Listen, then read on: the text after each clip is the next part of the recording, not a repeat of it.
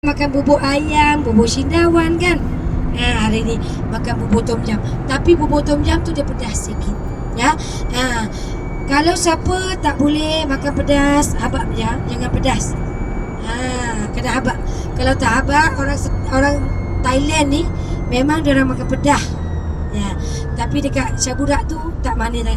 Untuk minum dekat Thailand ni dia orang suka manis kan? Manis ya.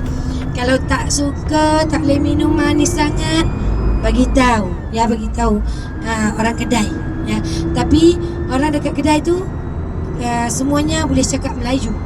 Ya, boleh cakap Melayu. Order dalam menu siap, order minum apa siap, bangun pilihan dimsum.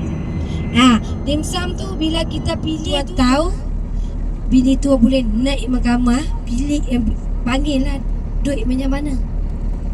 Jadi kalau ada saksi macam gambar lah, dia pergi masuk hotel sama-sama, boleh ambil gambar, duduk makan, ambil gambar, panggil je berapa juta. Tak ribu ya, juta. Dia orang tak panggil ribu sini. Sebab orang Thailand dia ada surat kahwin.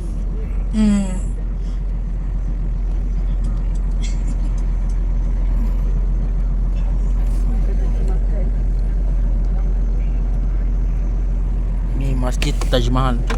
Ni Masjid Taj Mahal tu. Biasanya kalau masuk dengan kita datang dengan bas je, sini dia orang tak bagi bas masuk lah. Dia orang bagi depan sana je. Kalau kita